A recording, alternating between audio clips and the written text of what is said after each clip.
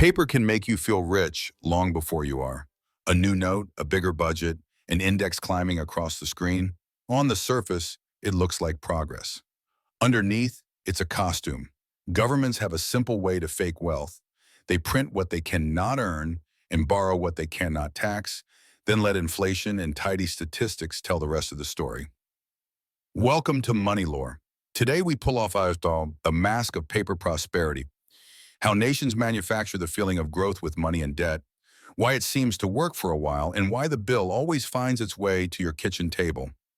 The oldest trick has a precise name: seigniorage. When a state creates new money and spends it first, it buys real things at yesterday's prices. By the time that money spreads through the economy, prices have risen, and the cost has been pushed onto everyone else's savings. On paper, spending rises and output looks lively. In life, purchasing power bends downward in quiet degrees. Borrowing is the quieter partner.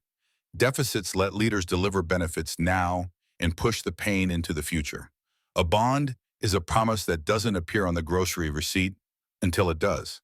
As debt piles up, interest becomes a line item that competes with schools, roads, and medicine.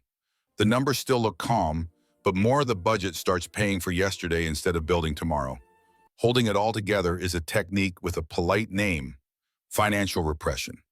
Keep interest rates below inflation, call it stability, and let time pay the debt by shrinking the value of the money used to repay it. Savers collect 2% while prices rise 4%. The math does the confiscation without the headline. It doesn't look like a tax. It is. None of this is theoretical. France met the script early. In the 1700s, John Law promised that paper could unlock a new age: faster trade, richer cities, more flexible finance. Notes were issued against land and monopoly rights. Shares in the Mississippi Company soared. Paris applauded as numbers rose. Then confidence cracked. The same paper that had made everyone rich made them poor. Coin disappeared, promises missed their mark, and the market found gravity again. The lesson was simple enough to fit on a single bill: paper lives or dies on belief. After the World Wars, democracies discovered a subtler costume. War left debts too large to pay honestly without breaking growth. So governments capped yields, let inflation run a little warm, and watched the real value of their obligations melt a few points a year. Households saved because there wasn't much to buy. Later, those savings paid the public bill in silence. Textbooks called it stabilization. Ledgers called it a transfer from the careful to the state. In the late 20th century, statistics learned to soothe. Inflation baskets were revised. Quality adjustments smoothed the spikes. Core measures set aside food and energy, the two things families can't set aside. GDP treated government outlays as growth whether or not productivity rose. On paper, the storm calmed. In the aisle between rice and power bills, it didn't. Then came the age of quantitative easing. Central banks, faced with a financial system choking on its own leverage, created money to buy bonds, pulled interest rates toward zero, and floated asset prices higher. Portfolios recovered, home values climbed, screens glowed green. For asset owners, paper worked. For those still trying to buy the assets, the goalposts moved.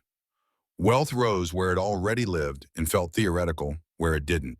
This is how the illusion takes shape. Print to prevent pain now. Borrow so the budget can smile. Suppress yields so the smile lasts. Refine the statistics so the story sounds true. For a time, it functions. The machine runs because each step supports the next, and because the costs arrive slowly and unevenly. The earliest recipients of new money spend at old prices. The latest adjust to new ones. By the time the edge of the economy feels the sting, the center has a chart to answer it. The end arrives in ordinary scenes. A family's lease renews and the rent jumps. Their wages rose last year, on paper. After groceries and energy, they are poorer. A small business rolls its credit line. The bank is friendly, the rate looks low, but fuel and materials are not. Margin thins to a shadow. A pension fund meets its target by holding more bonds with lower yields. Statements look sturdy until inflation chooses a different key. The distance between numbers and life becomes the price of paper. The pattern repeats because the arithmetic doesn't change. Paper is a claim. Production is the thing claimed. When claims grow faster than production, prices must stretch to reconcile them, or shortages will.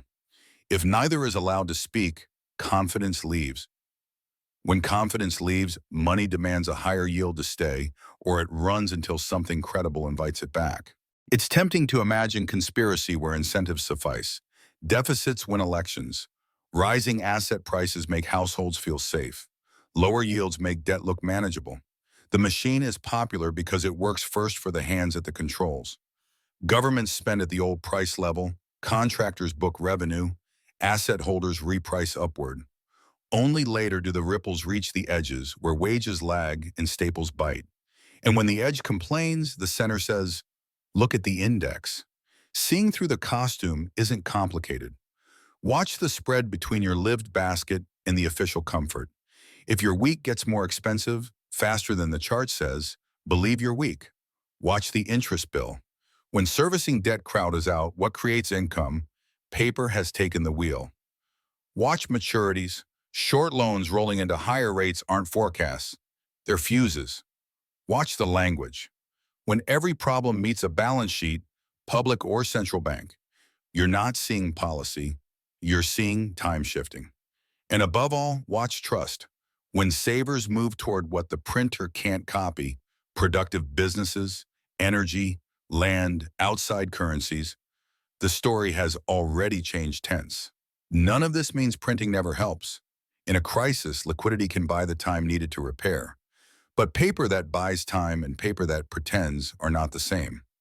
Repairs show up as productivity returning, capacity expanding, and discipline enforced. Pretending shows up as new slogans on the same line. So what finally is the price of paper? It's the gap between what we are and what we say we are. It's the distance between balance sheets and balance. It's what happens when a press becomes a mirror and we confuse the reflection for the work. Real wealth is stubborn. It lives in skills that sell in any decade.